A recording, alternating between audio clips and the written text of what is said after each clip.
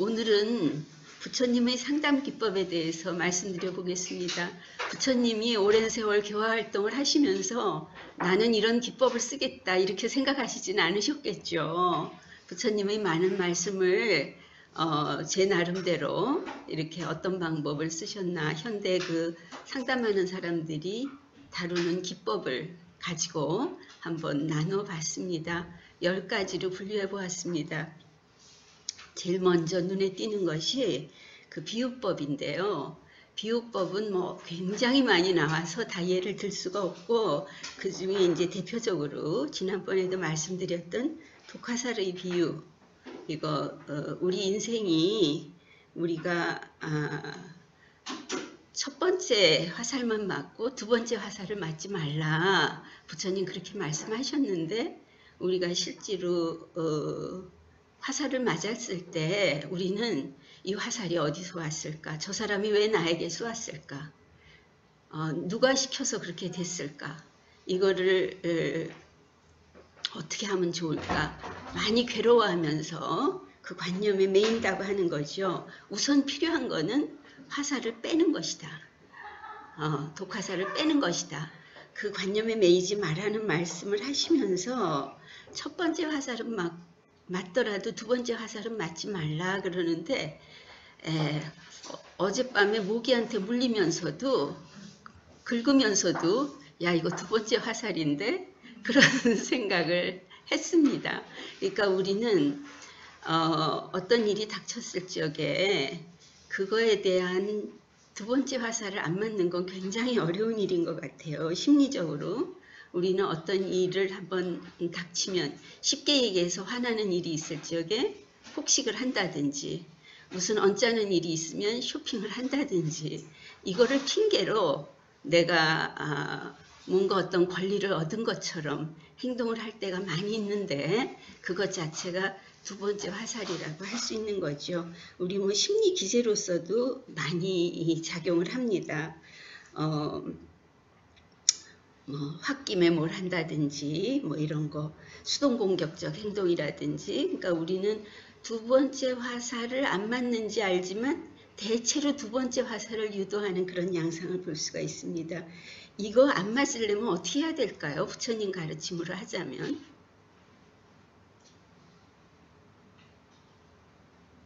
괴로운 감정에 빠지면은 우리는 두 번째 화살을 맞게 되고요.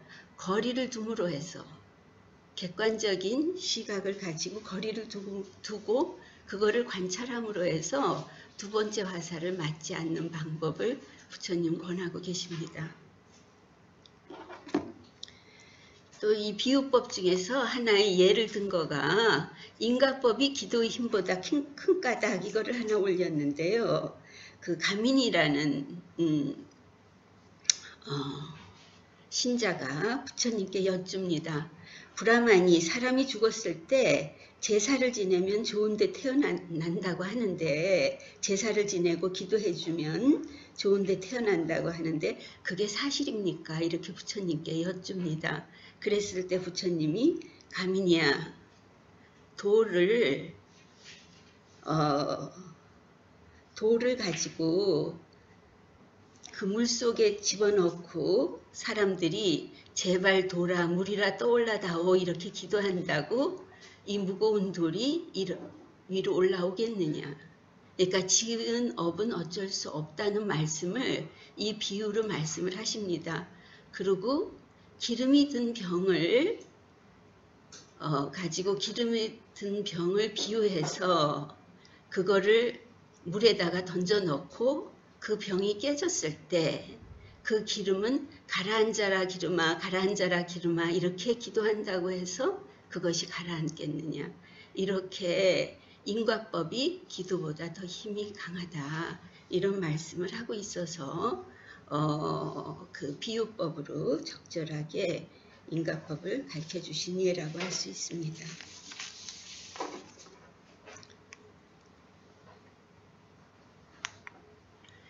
그리고 이제 또 하나 그 중도를 가르치실 때도 비유법을 쓰셨는데 뭐 굉장히 많이 있습니다. 비유법은. 그런데 이제 소니아라는 비구가 수행을 하다가 너무 열심히 수행을 하다가 너무 힘들어서 나는 이제 공부를 못하겠다. 집으로 돌아가야 되겠다. 이렇게 생각을 했는데 그때 부처님께서 쏘나요. 그때는 세속에 있을 때 검은고를 잘 탔었다고 들었는데 그게 사실이냐. 그랬습니다. 그랬을 때 검은고를 탈 때 만약 그 줄을 너무 조이면 어떠느냐 했더니 그 줄을 너무 강하면 소리가 제대로 나지 않습니다. 너무 늦추어도 너무 조여도 제대로 소리가 나지 않습니다. 라고 말하니까 그렇다. 너의 공부도 그와 같다. 정진을 할 때 너무 조급히 하면 들뜨게 되고 너무 느리게 하면 게으르게 된다.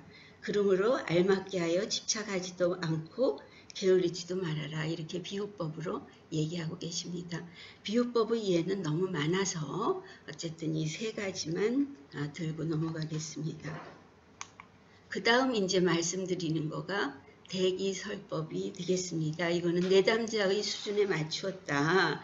이거는 뭐 어떤 설법도 전부 다 대기설법인데 그 중에 특히 지난번에 말씀드렸던 반특, 그러니까 머리가 좋지 않고 한 구절에 경기도 외우기 어려운 반특에게 부처님께서는 그렇게 열심히 그거를 다 반드시 외워야 될 필요는 없다. 실천하는 자가 이 세상을 잘 지낼 수 있다. 그러니까 말을 조심하고 마음을 다스리고 나쁜 일을 하지 말라. 요것만 실천해라. 이렇게 가르쳐서 아라한이 됐다고 합니다. 여기서 그 아라한에 대해서 좀 말씀을 드리자면 불교의 성자를 네 단계로 나눌 적에 가장 위에 수승한 단계의 아라한을 들 수 있습니다. 부처님도 아라한이셨고요. 더 배울 것이 없고 번뇌가 다한 상태를 말합니다. 해야 할 바를 이루어 윤회에서 해탈하여 열반에 들어간 성자인데 지난번에 제가 상담의 목적을 열반이라고 얘기해서 그때 이제 열반에 대해서 의문을 가지신 분이 있어서 여기서 좀 더 자세히 하고자 열반에 대해서 설명을 하고자 합니다. 열반이라고 하는 거는 탐진치 삼독의 불을 끈 상태다. 그러니까 탐심, 욕망이 있는 것, 진심, 화내는 것, 치심, 어리석은 마음, 이 세 가지를 우리의 삼독이라고 하는데 여기에서 사실은 가장 핵심은 치심이지요. 우리의 탐심과 진심도 치심 때문에 일어나는 거거든요. 그런데 이 삼독의 불이 꺼져서 마음이 평온하고 적정한 경지를 우리가 열반의 경지라고 합니다. 이것이 우리가 지난번에 상담의 최종 목적이라고 얘기를 했지만 이거는 수행의 최종 목표이기도 합니다.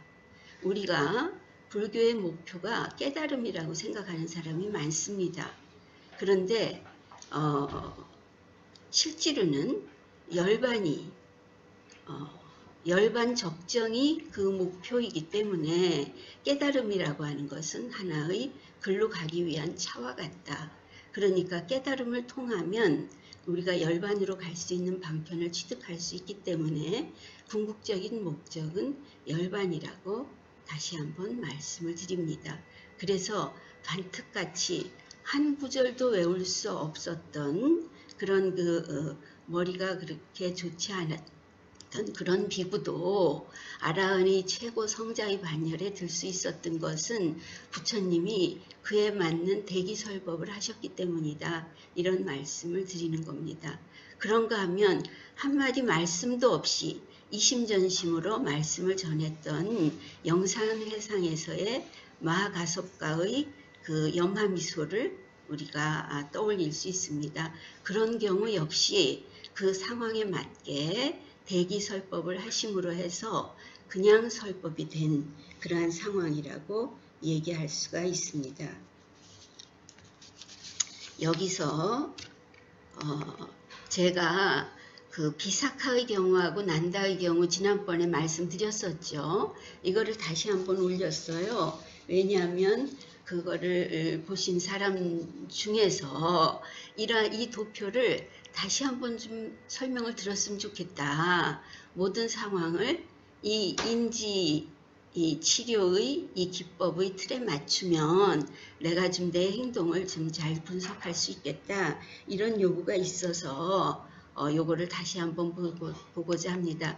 지난번에 비사카의 사례에 대해서는 인지 개념도를 살펴보지 않았습니다.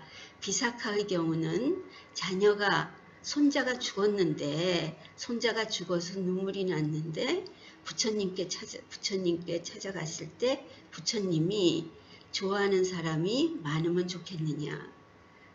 많으면 좋겠습니다. 많을수록 좋겠습니다. 이 사바티시만큼 사람이 많았으면 좋겠느냐? 그랬더니 그렇습니다. 라고 얘기를 했어요. 그랬을 적에 부처님께서 그러면 이 사바티시에는 하루에 몇 명이나 죽겠느냐? 이렇게 얘기해서 하루에 많은 사람이 죽을 것입니다. 라고 얘기했을 적에 그렇다면 너는 매일 울어야겠구나 이렇게 말씀을 하십니다. 이거를 인지개념도의 도표에 넣어서 볼 적에 관련된 어린 시절의 자료로 보자면 가족관계에서의 사랑의 체험은 사랑을 많이 할수록 좋다라는 관념을 갖게 된 거죠. 그래서 이 사람이 가진 핵심 신념이 애착 대상은 많을수록 좋다. 중간 대상은 애착의 대상이 사라지면 나는 슬프다. 이런 것을 볼 수가 있고요. 여기에 공사상을 적용하게 되면은 비유법으로서 애착하는 사람이 많을수록 그만큼의 고통과 괴로움이 많고 애착하는 사람이 없으면 고통과 괴로움도 없음을 바로 인지하게 된 것이지요. 부처님께서 너는 그러면 매일 울어야 되겠구나. 그 말 한마디에 말하자면 대기설법이 비사카의 수준이 그 말 한마디에 깨칠만 한 것이지요. 그래서 비사카는 눈물을 흘리면서 흘리다가 미소를 지었다고 그렇게 경전에는 얘기하고 있습니다. 그래서 전환이 근원적으로 기쁨이나 슬픔이란 것은 그런 개념을 가진 내담자에게 생긴다는 것. 개념의 공성을 적용해서 생각이 바뀔 때 의미가 달라짐을 확연히 알아차리게 됐다. 이거가 이제 비사카의 사례를 인지 개념도에 적용해 본 거고요. 지난번에 본 거가 난다의 사례. 이것도 생각이 나시죠? 그러니까 난다가 본인의 집으로 돌아가고 싶은 그런 그 유혹을 못 이길 때 이제 그 사례에 대해서 다시 한번 보겠습니다. 결혼이 행복이라는 세속 가치관을 처음 했고 이 부처님의 이 수행 생활을 하는 거는 매우 어렵다.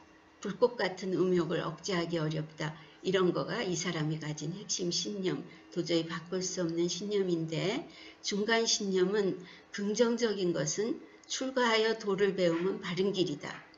부정적인 것은 아름다운 아내와의 삶은 즐거움이다.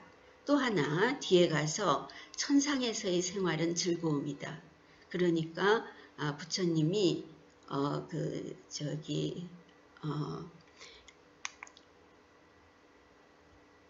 천상에 500천녀가 있는 곳에 데리고 갔던 그거를 떠올리시면 될 것입니다. 그래서 아름다움이란 절대적 아름다움이 아닌 상대적 개념이라는 것을 알게 하기 위해서 비유법을 적용하셨다. 그래서 법공을 깨닫도록 했는데 미추의 상대적인 개념을 순다리하고 그 부인인 순다리하고 원숭이 그 다음엔 천녀하고 순다리를 비교하게 되죠. 그래서 순다리의 아름다움은 원숭이에 비할 적에는 매우 아름다웠고 천녀들과 비교했을 적에는 매우 추하겠다. 그래서 우리가 천상에 갔을 적에 500천녀들이 앞으로 너와 같이 살 것이다 라고 했을 적에 천상의 삶은 매우 매력적이어서 그것을 순다리의 삶과 비교를 했을 적에 그것이 천상에서의 삶이 너무나 최고의 낙원이라고 생각이 되었었는데 열반의 삶과 비교를 할 적에는 그 역시 윤회의 삶이다. 이거를 알게 됨으로 해서 법공을 깨닫게 되는 것이죠. 그러니까 정해져 있는 그런 미추의 개념도 따라 변하고 정해진 절대적 의미가 없어서 법이 해체될 수 있음을 알게 된다. 이것이 말하자면 법공을 깨우친 그런 그 단계가 되겠습니다. 그래서 이걸로 그 두 번째 그 대기설법을 말씀드릴 수가 있습니다. 그 다음에 이제 인과응보라고 하는 것이 불교에서 인과의 가르침은 굉장히 준엄하죠. 이건 굉장히 그 합리적인 사고를 말씀드리는 거고, 부처님이 인과를 얘기하시는 것은 모든 것은 원인에서 생긴다. 부처님은 그 원인을 설하셨다. 모든 것은 원인에 따라 소멸한다. 이것이 부처님의 가르침이다. 그러니까 어떠한 경우에도 그 자연의 이치를 거스를 수 없다고 하는 것은 아주 불교에서의 준엄한 현실입니다. 하늘에도 바다에도 산중 동굴에도 사람이 지은 업을 벗어날 수 있는 곳은 아무데도 없다. 그러니까 자기 업은 언제나 자기를 따른다. 이 인과는 합리적인 그 사고로서 자연의 이치로서 당연한 것이다 라는 거죠. 이거를 우리의 그 상담에서 제가 떠올린 거는 민주적 부모 교육의 드라이커스 아시죠? 이분이 이제 그 자연적 기교를 많이 얘기를 하셔요. 아이를 키울 적에 무엇을 다 해주는 것이 아니라 자연적 기교를 가르칠 필요가 있다. 그러니까 비가 오는 날 아이가 우산을 가지고 가지 않으려고 한다. 그럴 적에 뭐 그걸 가지고 어마어마하게 싸울 일이 아니라 오늘 비가 온다 그러는데 네가 우산을 갖고 가는 게 좋을 것 같다. 그래도 나는 우산을 안 갖고 가겠다. 그러면 비옷은 별로 부담스럽지 않으니 요거를 가방에다 좀 넣어 갖고 가면 어떠니? 비 올 때 네가 하더라도 이렇게 하지. 그래서 아이가 그날 비가 와서 우산이 없어서 고생을 하게 될 때 이 아이는 그 자연적 귀결로서 그거를 체험하게 되면은 그 다음에는 본인이 알아서 할 수 있다는 거죠. 근데 쉽게 얘기하자면 우리가 이걸 다 제대로 잘하고 있는가 하면 저는 어떨 때 그런 생각을 해봤어요. 우리가 방에서 이렇게 미끄러졌을 때, 아이가 미끄러졌을 때 할머니들이 아이고 누가 그랬어? 뗐지? 하고선 방바닥을 뗐지 하잖아요. 과연 잘하는 걸까요? 그때 어떻게 해야 할까요? 그러니까 아이에게 아프다는 거에 대해서는 공감을, 아유 아프겠구나. 이거는 공감을 해주지만 아유 양말 신고 방이 저기 미끄러운데 여기서 미끄러졌구나. 이렇게 해서 그 방바닥을 뗐지 하는 건 아니라는 거죠.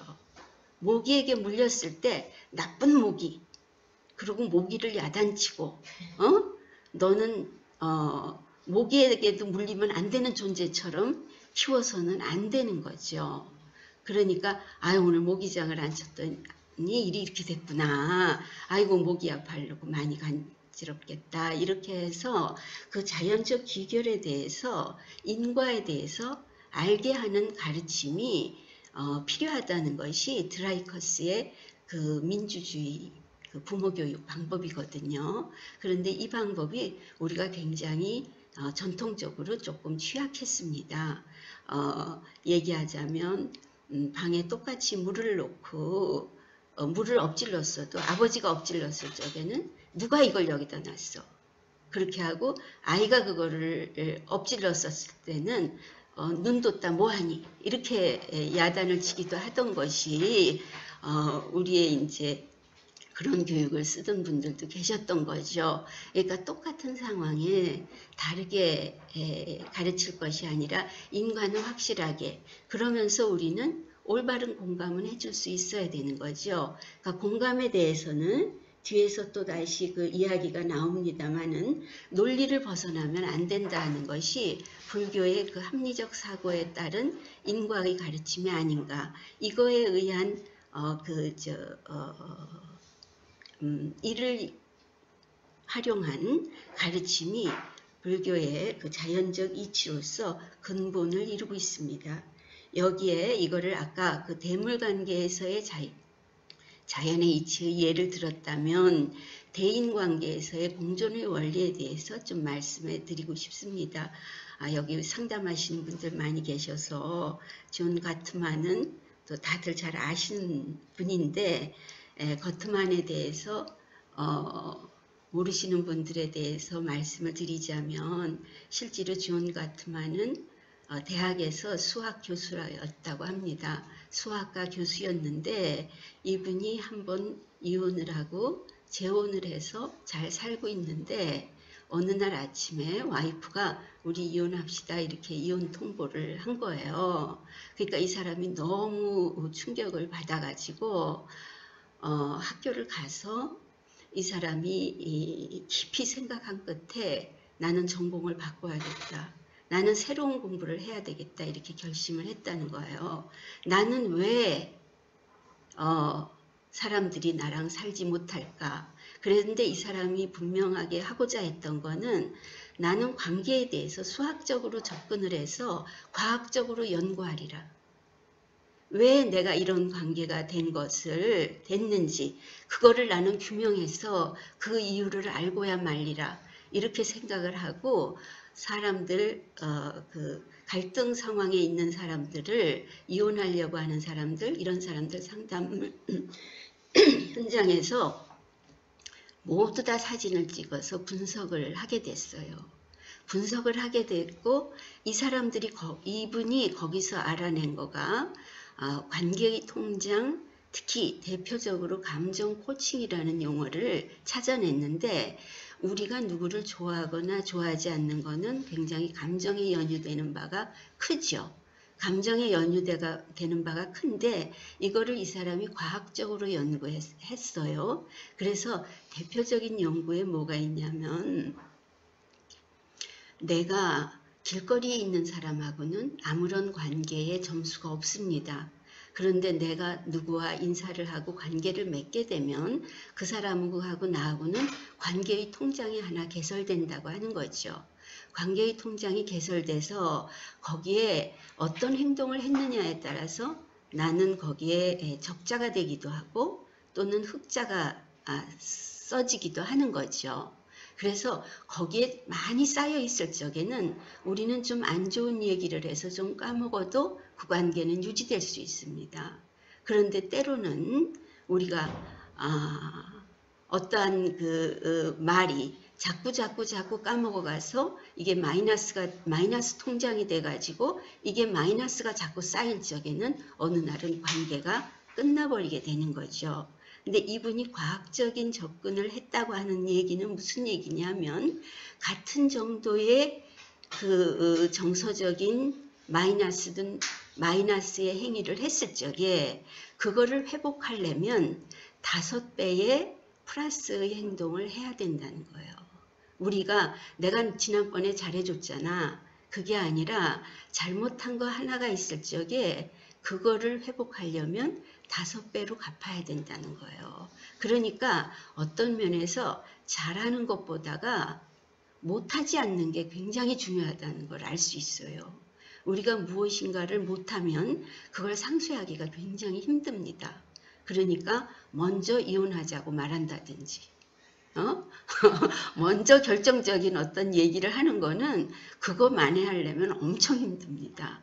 근데 이 사람이 밝혀낸 거가 5배가 들어야 그 관계를 회복할 수 있다. 근데 이 사람은 수학자였기 때문에 그것이 가능했고 이분이 결국은 이제 가족 상담의 대가로 지금 현재도 살아계시고 그 다음에 그 결혼을 해서 그 와이프랑 굉장히 잘 지내고 또 그 와이프와 같이 이 연구소 운영을 잘하고 있는데 어쨌든 우리가 사랑의 방법을 모른다고 하는 거죠. 우리가 요즘 TV에 나오는 금쪽 같은 내 새끼 오은영 씨 하는 거를 그 프로를 보면 자식을 사랑하지 않는 부모는 아무도 없어요. 자식을 다 사랑하는데 사랑하는 방법을 몰라.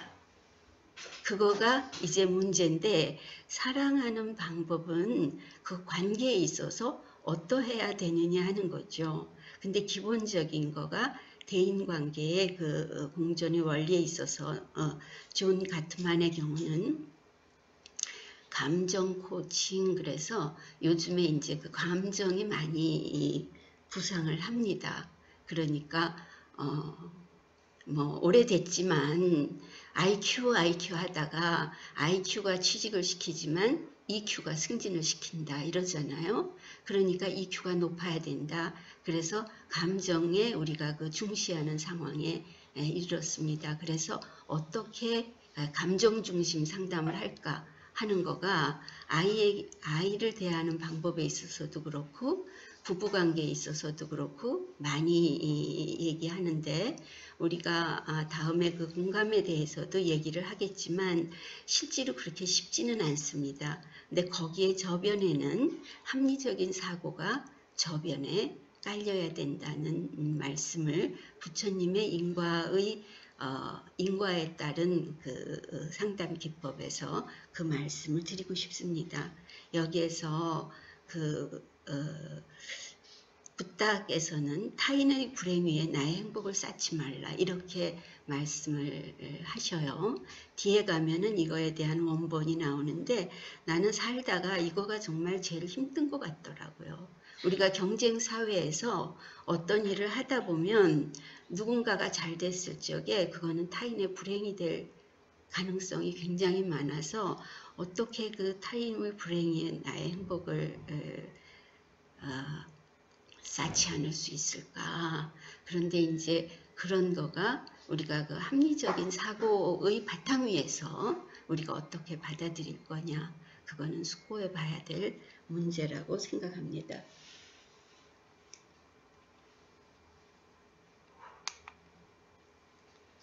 다음에 상의산관에 대해서 연기법. 이것이 있기 때문에 저것이 있고, 이것이 생기기 때문에 저것이 생긴다. 이것이 없기 때문에 저것이 없고, 이것이 사라지기 때문에 저것이 사라진다. 이것은 존자 마코티카스가 존자 사리불에게 말씀한 얘기예요. 부처님의 가르침을 한마디로 얘기할 적에 어떻게 얘기할 수 있을까 할 적에 내가 들은 바 이것이다. 부처님은 연기를 얘기하셨다. 그래서 부처님은 우리가 연기에 대해서 상의상관에 대한 얘기를 많이 듣습니다. 부처님의 깨달음은 연기가 그 핵심입니다. 연기라고 하는 거는 관계라는 거죠. 그리고 우리 모든 것은 서로 연결돼서 하나다 이렇게 얘기하는데, 내가 생기면 이 세계도 생기고 내가 사라지면 이 세계도 사라진다 이렇게 우리는 연기에서 얘기하고 있습니다. 여기에서 우리가 그 상담 기법 속에서 하나 제가 떠오른 것은 생태학적 관점에서의 전체성, 순환적 인과관계 이런 것이 떠올랐는데요. 여기 전체성이라고 하는 것은 뭐냐면 우리가 어떤 사람이 어떤 아이가 야뇨증이 있다든가 어떤 증세가 있을 적에 병적 증세가 있을 적에 그 아이를 고치려고 접근하는 것이 아니라 가족이라는 것은 하나의 유기체다. 가족 자체가 하나의 유기체라서 그 집에서 이 아이가 문제의 아이라서 그런 증세를 나타내는 것이 아니라 이 아이가 가장 취약하고 가장 약한 부분이기 때문에 그 문제가 드러났다. 그래서 속죄양이라는 표현도 씁니다. 그래서 그 전체성, 가족이라고 하는 것은 하나의 전체이기 때문에 아이가 어떤 증세가 있을 적에 그 증세만을 띄어가지고 볼 수 없다고 하는 거죠. 그래서 그럴 경우에 우리가 이거를 어떻게 해결하냐 하면은 이 기법에서는 가족의 구조를 보는 구조주의적인 관점이 있습니다. 그러니까 이 집의 구조가 정상적인가 하는 것을 봤을 적에 이 집에서는 아빠와 시어머니가 굉장히 밀착되어 있다. 거기에 불만스러운 와이프가 있다. 그 집에 아이가 야뇨증이 있다. 그랬을 적에 이 상담자가 할 일은 이 집의 구조는 어떻게 아빠와 어머니와의 구조를 재정비해서 끊어줄 것이냐. 그러니까 이 어머니를 매주 어디를 갈 수 있는 방법을 찾아준다든지, 아니면은 결혼할 수 있는 할아버지를 좀 어떻게 해드린다든지 뭔가 좀 방법을 찾아드리는 방법도 있을 수 있고, 어쨌든 한쪽이 바뀌면 다른 쪽이 그 영향으로 바뀌는데, 이것이 긍정적 피드백이 될 수도 있고 부정적 피드백이 될 수도 있지요. 우리는 뭔가 하나 잘못됐을 적에 잘못된 쪽으로 돌아가기도 하고 긍정적인 쪽으로 돌아가기도 합니다. 상담이 성공적으로 돌아갈 적에는 긍정적 피드백의 그 상황을 만드는 거죠. 사람들은 바뀌는 것 자체를 굉장히 두려워하기도 합니다. 매일 술 먹고 들어오던 사람이 술 안 먹고 들어오면 가족들이 더 불안해합니다. 이와 마찬가지로 내가 바뀌는 것도 굉장히 어렵고 바뀌는 거에 대해서 적응하기도 어려운데, 거기에다가 힘을 주면서 이 집의 구조를 정상적으로 바꾸고자 하는 거가 구조주의적인 방법이기도 하고 전체적인 시각에서 가족을 보는 방법이기도 합니다. 이거는 불교의 또 하나 말씀을 드리고 싶은 거가 인드라망이라는 말씀 많이 들어보셨죠? 이거는 화엄경에 나오는 얘기인데요. 제석천에 있는 보배 구슬이라고 합니다. 그래서 이 인드라망에는 많은 구슬이 있는데 그 구슬은 서로를 비추고 있다.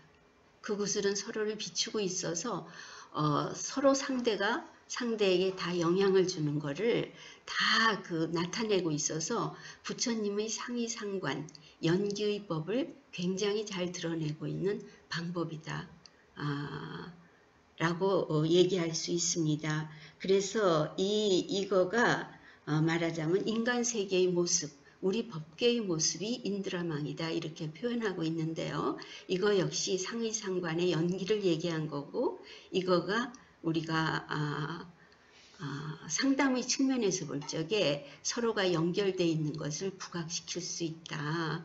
그래서 이러한 그 상담법에서는 서로가 이렇게 끈으로 묶고 한쪽이 땡길 적에 다른 쪽이 땡겨갈 수밖에 없는 그런 상황을 몸으로 체득하게 되는, 너만 잘하면 되잖아 이것보다가 연기로 서로 연결되어 있다. 이거를 강조하는 것이 부처님의 상의상관법이 되겠습니다.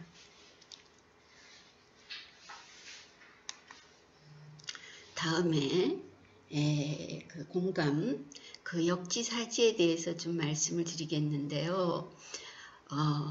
귀자모라는 마녀가 있었다고 합니다. 귀자의 어머니였다는 거예요. 귀자의 어머니인데 이 사람은 마녀였대요. 그런데 남의 자식을 굉장히 많이 죽였나 봐요. 그래서 많은 사람들이 괴로워하고 부처님께 하소연을 해서 부처님께서 귀자모의 그 많은 아이 중에서 귀자모의 자식 중에서 막내를 부처님이 바루로 이렇게 숨겨놓은 숨김으로 해서 귀자모가 자기 아이를 막 찾으러 다니다가 일주일 만에 부처님께 찾아와요. 내 아이를 찾을 수가 없습니다. 괴로워서 살 수가 없습니다. 해결을 좀 해주십시오. 이렇게 얘기할 때 너는 자녀가 그렇게 많으면서도 너 자식 한 명 없는데 너 지금 얼마나 괴롭느냐. 너가 죽인 자식들의 부모들의 비통함은 어떻겠느냐. 이렇게 얘기함으로 해서 상대방의 아픔을 내 아픔으로 받아들이는 법에 대해서 말씀을 하십니다. 이 역지사지에 대해서는 우리가 상담에서 너무 많이 얘기가 나온 거라서 잘 압니다만은 실제로 사실 저도 참 어렵더라고요. 상담 현장에서는 그래도 좀 되는데 실생활 속에서 제대로 된 공감을 하는 거는 굉장히 어렵구나라는 거를 번번이 좀 느껴요. 근데 우리가 공감을 할 수 있는 능력은 이태리의 리졸라티라는 학자가 발견을 했는데 이 거울 뉴런이라는 거는 원숭이의 뇌를 조사하는데 원숭이가 저쪽에 있는 다른 원숭이의 행동을 하는 것을 보고 다른 원숭이의 행동에서 뇌가 활성화돼야 될 영역이 그거를 바라보고 있는, 여기서 실험을 받고 있는 원숭이에게서 활성화되더라는 거예요. 무슨 말씀이신지 알겠죠? 뭐냐면 지금 원숭이 두뇌를 실험을 하고 있는데 저쪽에 딴 원숭이가 있는 거예요. 딴 원숭이가 있는데 딴 원숭이가 어떤 행동을 했어요. 그러면 딴 원숭이가 만약에 다른 원숭이하고 싸웠어. 그러면 싸우면은 활성화돼야 되는 뇌의 부위가 있을 거 아니에요. 근데 그거를 싸운 원숭이는 지금 실험 대상이 아니라 모르고 지금 실험 대상인 이 관찰하고 있는 이 원숭이의 두뇌에서 그 부위가 활성화되더라는 거예요. 그러니까 뇌 속에는 거울이 있구나. 그거를 발견하게 된 거예요. 그래서 그거를 거울 뉴런이라고 이름을 붙였는데, 거울 뉴런이 있기 때문에 우리는 공감을 하는 거죠. 아프냐? 나도 아프다. 뭐 이거 유명한 얘기였죠. 그런데 공감이라고 하는 것이 우리 두뇌에 공감할 수 있는 이 뉴런의 영역이 적어도 3개 이상의 영역이래요. 인간의 경우에. 그래서 이 3군데에서 서로 통합을 해가지고 그 공감을, 적절한 선에서 공감을 이루어내는데, 이 공감을 할 수 있기 때문에 우리는 역사를 계속 반복하지 않고 인류가 진화할 수 있었던 거죠. 그리고 상대의 이 아픔도 알 수 있지만 상황에 대한 이해가 되는 거죠. 그런데 우리가 똑같이 느낀다면 또 어떨까요? 살 수가 없어. 너무 아파서. 우리가 살인사건이나 요즘에 끔찍한 어떤 상황을 똑같이 너무 느껴가지고 아무것도 할 수가 없다면 우리 실생활은 또 영위할 수가 없을 거예요. 우리는 비추어 볼 수 있는 이 거울 그 뉴런이 있어서 이것이 우리가 그 공감할 수 있는 능력을 갖는 것이고, 이 공감할 수 있는 능력, 이 거울 뉴런이 있음으로 해서 우리가 그 역사를 긍정적으로 이어갈 수 있는데, 이거가 말하자면 그거의 적정선에서 그런데 사람마다 공감 역량은 굉장히 다른 거죠. 어떤 사람은 굉장히 깊게 공감할 수 있는가 하면은 어떤 사람은 그렇지 못한 사람도 있는 거죠. 그거는 이제 우리의 뇌의 영역의 그 발달 정도에 있는 거고, 우리가 그거에 대해서 연습하는 것에 대해서 딸렸다고 이렇게 얘기할 수 있습니다. 우리가 상담에 있어서의 그 경청의 효과 그랬는데, 사실은 100% 공감을 할 수는 없지만 열심히 들어주는 것만 가지고도 이 사람이 나를 존중하는구나, 내 얘기를 관심 있게 듣고 내 얘기에 굉장히 공감하고자 하는구나 라는 거를 알 수가 있습니다. 그런데 실제로 우리가 공감이 어려운 거는 어떤 아이가, 저한테 상담을 받은 어떤 아이가, 나는 너무나 강아지가 갖고 싶은데 엄마가 강아지를 안 사줘요. 선생님이 엄마한테 좀 얘기해 주면 안 돼요? 이렇게 얘기를 했어요. 그러면 나는 어떻게 해야 할까요? 애한테 공감해서 강아지를 사주세요 이렇게 얘기해야 될까요? 공감이라고 하는 거는 정서는 공감한다는 거예요. 너 굉장히 갖고 싶구나. 정서는 공감하되 행동은 꼭 그래야 할 필요는 없는 것이죠. 그런 예는 많이 볼 수 있습니다. 우리가 아주 조심해야 될 거는 남편을 욕하는 부인의 경우에 남편에 대해서 막 욕할 적에 거기에 대해서 정말 XX야 이렇게 공감했다간 큰일 납니다. 나중에 남편을 상담하게 될 때 어쩔 거예요. 그런데 이제 뭐 말하자면 공감은 그 사람의 입장에 대해서 공감을 하는 것이라고 우리가 알고, 때로는 막 적극적인 공감을 하려고